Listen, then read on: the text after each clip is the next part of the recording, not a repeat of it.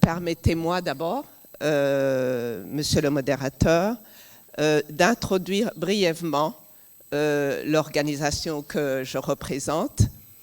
Donc, je représente le Bureau des Nations Unies pour l'Afrique de l'Ouest et de Sahel, connu sous l'acronyme en anglais UNOWAS.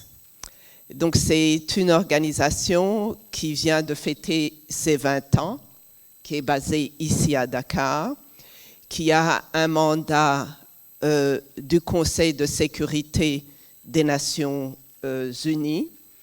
Donc, l'organisation couvre les pays de la CEDEAO plus la Mauritanie. Donc, je disais qu'il a un mandat du Conseil de sécurité autour essentiellement de 5 fonctions, rapidement. D'abord, l'une des plus importantes fonctions, c'est une fonction de bons offices, de médiation et de diplomatie préventive. La deuxième, c'est une fonction de renforcement des capacités sous-régionales pour répondre aux menaces transfrontalières et transversales à la paix et à la sécurité dans la sous-région de l'Afrique de l'Ouest et du Sahel. Il y a une troisième activité importante qui est une activité d'appui à la mise en œuvre de la stratégie intégrée des Nations Unies pour le Sahel. Cette stratégie se décline en 3 grands piliers. Un pilier sur la résilience, le deuxième pilier sur l'appui à la bonne gouvernance et en fait un troisième pilier sur la paix et la sécurité. Donc de travailler avec les institutions régionales et sous-régionales sur la paix et la sécurité. Il y a en 4e lieu la promotion de la bonne gouvernance, le respect de l'état de droit et le respect des droits de l'homme, mais aussi la prise en compte de l'aspect genre dans la résolution des conflits et notamment la mise en œuvre de la résolution 1325 des conseils de sécurité sur les femmes, paix et sécurité. Et enfin, il y a une fonction très importante qui parfois n'est pas très connue, c'est la facilitation de la mise en œuvre de l'arrêt de la Cour internationale de justice du 10 octobre 2002 sur le litige frontalier entre le Cameroun et le Nigeria. Alors, je saisis également cette occasion pour dire que très souvent, c'est vrai qu'on parle des questions de paix, de conflits, plutôt de conflits et d'insécurité dans la région, mais on oublie aussi qu'il y a parfois des conflits qui sont résolus de façon très pacifique. Et l'un des exemples dont le continent vraiment devrait être fier, c'est la résolution justement du conflit Cameroun et Nigeria.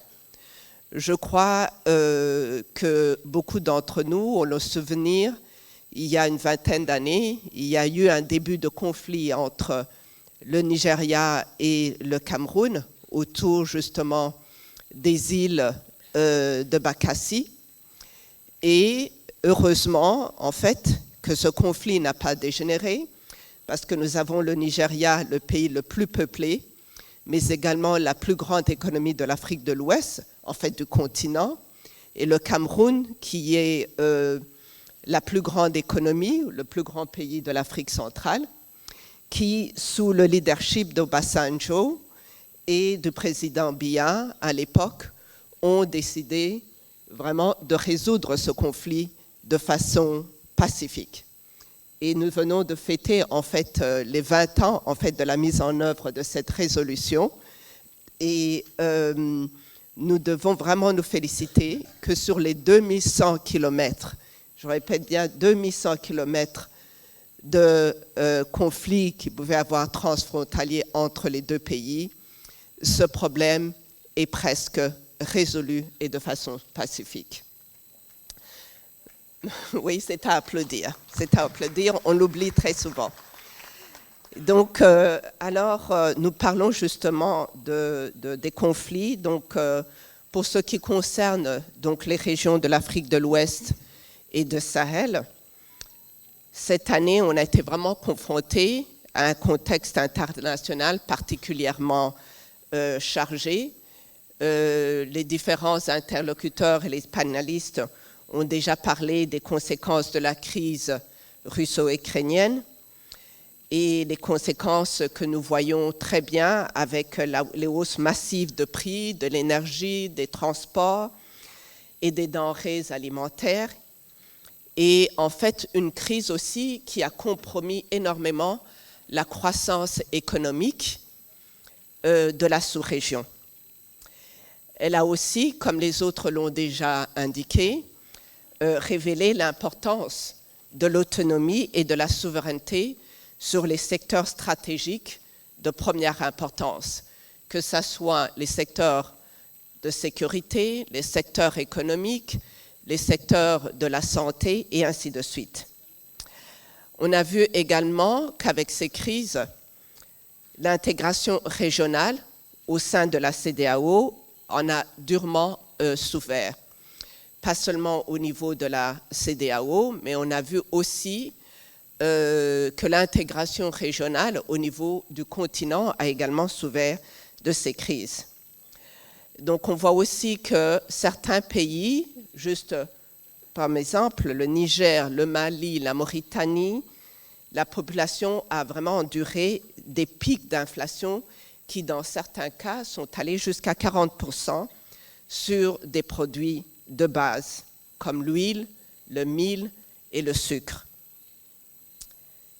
Donc, alors que la région est confrontée à un déficit de production agricole et de réserves disponibles. Donc, au niveau mondial, le prix du blé avait doublé en mai 2022 par rapport à mai 2021. Même si cette spirale inflationniste est en train de se résorber peu à peu, ceci dit, on sent encore de façon très forte et surtout au niveau des populations très vulnérables de la sous-région qui font déjà face à un problème d'insécurité, mais également aux problèmes qui sont liés à l'impact des changements climatiques. On voit comment ces populations sont durement frappées par toutes ces crises. Je voudrais aussi saisir cette occasion pour saluer les efforts qui ont été déployés par son Excellence, le président Macky Sall, et nous avons également suivi sa brillante présentation hier. La vulnérabilité de notre continent aux crises exogènes n'est pas une fatalité et elle ne doit pas être une fatalité. Nous avons entendu les autres panélistes qui ont déjà en fait présenté des solutions et ce qui peut se faire au niveau du continent.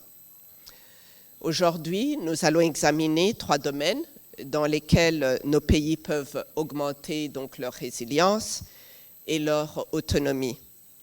Il s'agit du domaine de la sécurité qui fait l'objet de tous les intérêts actuellement au vu des défis qui continuent d'affecter l'intégrité territoriale des pays sahéliens et de plus en plus, en fait, des pays côtiers.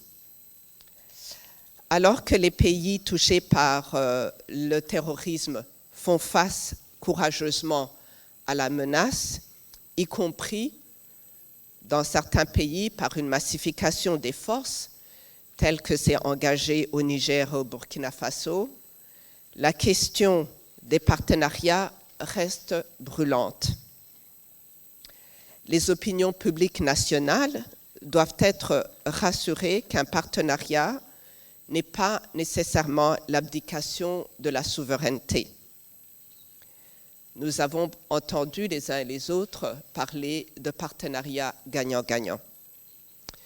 De plus, il est dommageable que des luttes géostratégiques d'importance trouvent la région comme terrain de prédilection pour la compétition et les rivalités. Cela ne permet pas de trouver des solutions collectives qui sont pourtant absolument nécessaires dans cette sous-région. En cela, l'évaluation stratégique sur la sécurité et le développement au Sahel, qui a été confiée au président Mahamadou Issoufou, trouve tout son sens et sa pertinence.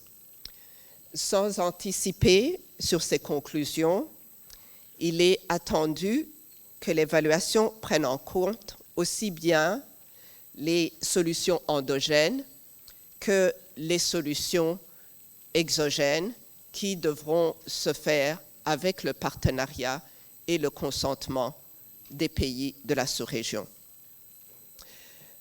Nous allons également discuter dans les travaux de la question du secteur privé et comment le secteur privé peut jouer un rôle moteur pour assurer la souveraineté et l'indépendance. Je pense qu'il y a beaucoup d'exemples sur le continent qui peuvent et qui démontrent en fait que le secteur privé peut jouer un rôle clé dans le développement et l'autonomie du continent africain. Je pense que nous devons également nous pencher sur la question de la ZLECA, qui est un instrument qui a été mis en place pour vraiment avancer et renforcer l'intégration économique du continent africain. C'est vrai qu'avec la pandémie du Covid, l'intégration du continent africain s'est fait un petit peu attendre, mais je pense que c'est justement à travers ces crises que nous devons essayer de pousser un peu plus fort sur la mise en œuvre de ces instruments. Nous allons examiner la question des jeunes et de leur intégration dans les nations et dans la région par le biais de l'éducation et de la formation.